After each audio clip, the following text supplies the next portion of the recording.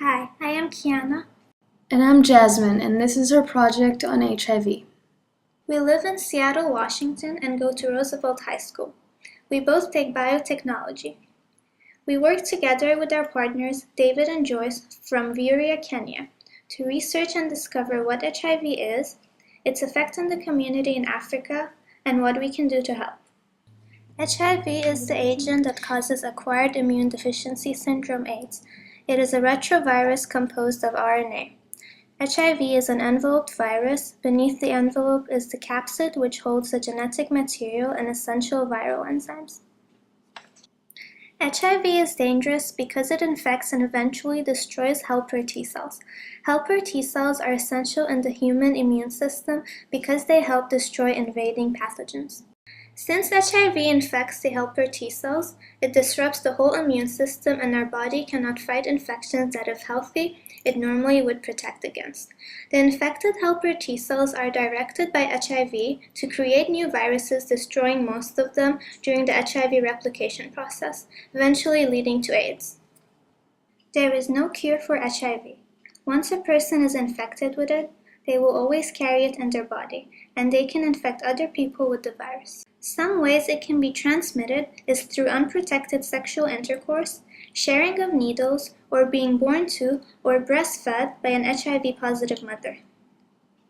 Medications currently available can help slow down the viral process.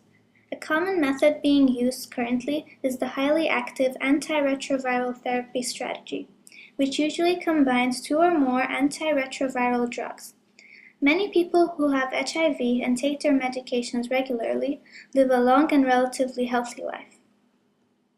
But these medications are very expensive, and several low-income families around the world cannot afford it.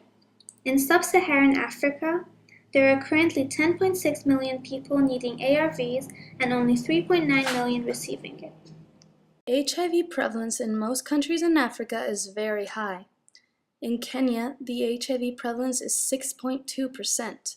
That means that about 1.6 million people in Kenya are living with HIV. The poorest people are the most at risk of becoming infected because women and girls generally turn to prostitution as a means for bringing income to the home. Sex work not only increases the worker's chances of getting HIV, but it also increases the rate of infection in general. In both Uganda and Kenya, over 10% of all HIV infections were transmitted through sex workers. HIV can also affect the economy.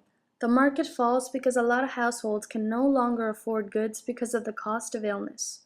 Domestic productivity decreases because of the HIV-related death or inefficiency of workers.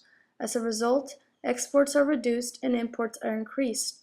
The decline in earnings from exports and increased import of expensive healthcare goods puts countries in Africa in debt and in need of more international economic assistance. AIDS will not only reverse the progress in poverty reduction, but will increase the percentage of people living in extreme poverty. Funding for HIV and AIDS relief has come from several organizations. One mentioned by our partners was the Kenya Christian AIDS Network. PEPFAR provided Uganda with funds to circumcise 750 men. Circumcision has been scientifically proven to reduce HIV infection by approximately 60%. AMREF has started a project to support orphans and widows.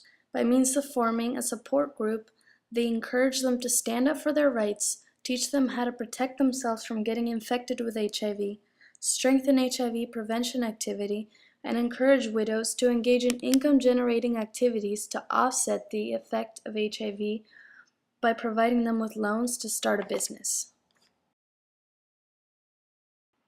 So what can be done to help communities in Africa? People in Africa should be taught about protection methods such as condoms, abstinence, and male circumcision, and should be encouraged to get tested for HIV often and get treated if they're HIV positive. Some of these things are already being taught in our partner's hometown. Joyce and David said that they're being taught about abstaining from sex, use of contraceptives, and being faithful to one's sexual partner.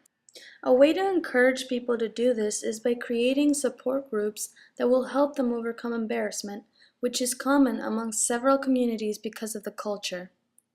Our partners told us that in their town, they treat HIV-infected people with respect and care and do not make them feel rejected. Joyce and David believe that what their community needs is for people to provide food, home-based health care, medication, financial support, and orphan care for families with HIV-infected members. To help support programs that encourage this positive activity, people everywhere can raise awareness and donate money to help make a difference.